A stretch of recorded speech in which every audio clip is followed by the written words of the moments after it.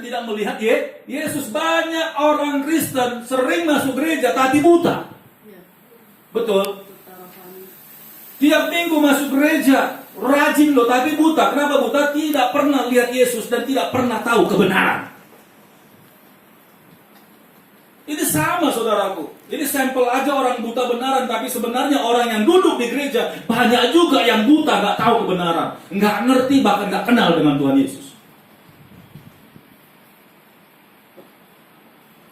Dan ternyata benar, banyak adat istiadat di dunia ini yang muncul dari setiap suku-suku tidak mengizinkan saudara untuk kenal Tuhan Yesus. Adat mana yang serius untuk mengajarkan kepada Tuhan Yesus? Coba kasih tahu sama saya. Justru adat-adat itu mengajarkan kita untuk nyembah berhala. Mereka nggak kenal Tuhan Yesus. This is seriously. Jadi kalau saudara mau kenal pribadi Tuhan, mau lihat dan tatap wajah Tuhan, saudara harus lepas dengan yang namanya adat istiadat. Tradisi. Kalau saudara baca di kitab Kisah Rasul, bagaimana kota Athena punya adat istiadat itu menyembah berhala. Rasul Paulus ketika masuk ke kota Athena, dia selalu melihat di pojok-pojok rumah, di pojok-pojok pohon-pohon, selalu ada sesembahan berhala. Betul, itu kebudayaan adat orang Athena. Yang paling mengerikan lagi, orang Athena ini selalu mempersembahkan sesajian atau sesembahan di pohon-pohon, tetapi tulisannya di situ kepada roh arwah yang tidak kami kenal. Nah, kebanyakan rata-rata adat istiadat kebudayaan itu mengajak semua yang namanya warganya, umatnya untuk melakukan sesuatu yang nggak benar. Kenapa? Karena Tuhan Yesus belum hadir di situ.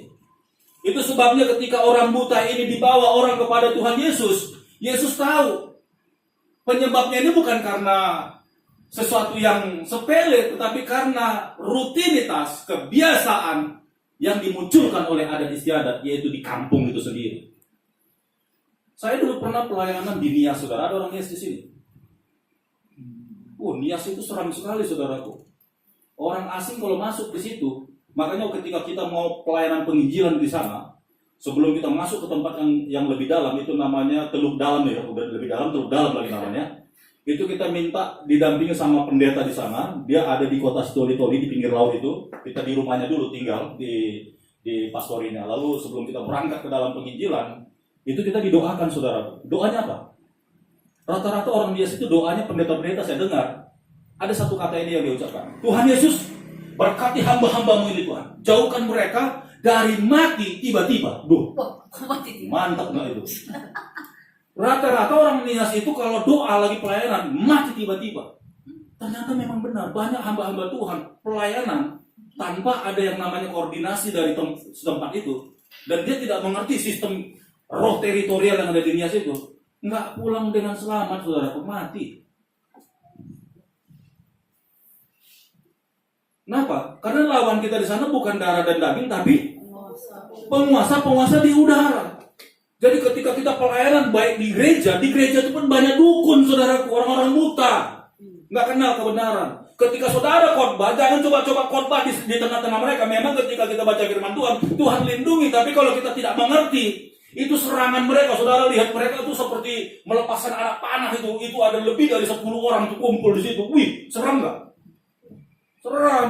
Mungkin saat itu hamba Tuhan itu nggak mati di situ, saudaraku, tapi menggelepak-gelepak ada tidur. Saya juga diserang, saudaraku. Saya diserang. Saya sampai telepon istri saya. Saya bilang, Tuhan, jangan sampai saya mati di Nias ini, Tuhan. Saudara tahu, begitu kami habis pelayanan KKR malam-malam jam 7 sampai jam 9, jam 10 pulang dan kita istirahat, itu rumah di sana itu banyak sekali patung-patung binatang tuh. Itu rumahnya saudara pendeta tuh. Jadi pendeta ini kalau kedatangan tamu itu nggak punya tempat, dia minta izin di rumah saudaranya itu untuk kasih tempat tidur. Wih, seram banget tuh rumah saudara. Nah malam itu ketika saya lagi tidur sama teman-teman, itu begitu tidur sekitar jam 2:30 itu tiba-tiba ini kok dari ujung tangan saya menjalar dingin. ujung tangan kanan saya juga dingin, kaki saya juga dingin tuh. Itu lama-lama dingin dari atas kepala juga dingin. Ih, ada apa nih? Tinggal di sini yang hangat. Wih, kalau saya nggak sadar di situ dan nggak berjaga-jaga, itu roh mati tiba-tiba itu sedang menyerang saya, saudaraku. Nah, ketika saya bangun di teman saya juga sama, nggak bisa bangun. Sama, saya tahu dia diserang juga, dan udah saya goyang-goyang nggak sadar, Pak. Saya bilang nih habis deh ini kami di sini nih. Tahu nggak? Itu Roh Kudus langsung bicara sama saya. Bahasa roh, cepat bahasa roh. Saya langsung bahasa roh itu kok kurang lebih kalau nggak salah antara 7 menit sampai 15 menit saya udah nggak sadar tuh. Saya bahasa roh. Itu untung nggak ada yang dengar itu. Setelah saya berbahasa roh, itu tadinya udah dinginnya itu udah nyerang. Itu sebenarnya roh maut itu, saudaraku. Kenapa dingin? Itu darah dibekukan. Iya. Begitu saya berbahasa roh, saudaraku, itu tadi hangatnya cuma ada di sini. Itu saudara tahu siapa itu? The Holy Spirit. Benar. Dia nggak bisa dijamah dan diusik sama roh apapun. Tepuk tangan dulu dong. Haleluya. Tepuk tangan dulu. Itu sebabnya kalau kita melayani ada penginjilan, izinkan Roh Kudus ada di sini, saudaraku. Saudara nggak tahu orang-orang buta ada di mana-mana yang tidak kenal dan tidak mau terima kebenaran, saudaraku. Dan mereka nggak suka firman Tuhan diberitakan, benar? Bukan hanya Nias, Tapanuli, Batak juga seperti itu. Di Siantar, Simalungun, saya juga begitu pelayanan, saudaraku. Wih, itu badan saya kayak dilewati sama roh begitu, saudaraku. Nggak ada orang. Tiba-tiba saya maju begitu. Kencang banget tadi angin itu. Dan kalau seandainya saya nggak punya yang namanya Roh Kudus, itu saya langsung lumlai tuh. Kenapa, saudaraku? Itu roh saya itu langsung ikut. Oh, gitu. Lewat, saudaraku. Saya tahu. Dan ketika saya penginjilan tuh di Nias, itu ada juga orang-orang yang namanya orang kuat gitu loh. Dukun. Di gereja-gereja yang benar-benar tidak ada Roh Kudusnya, mereka rajin ke gereja. Tapi roh adat istiadatnya kuat juga, saudara. Nanti kalau ada apa-apa, ke dukun. Ayo ke dukun, udah ke gereja, ke dukun lagi, betul? Lah itu roh adat istiadat, itu roh kampung itu. Makanya saya sampaikan buat saudara, sekalipun kita di sini komunitasnya kecil, ketika saudara punya masalah seberat apapun dalam hidupmu, jangan lepaskan, jangan jual imanmu. Sepakat?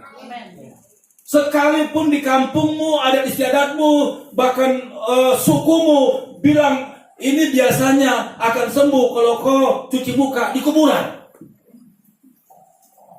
Jangan coba-coba jual imanmu, saudara.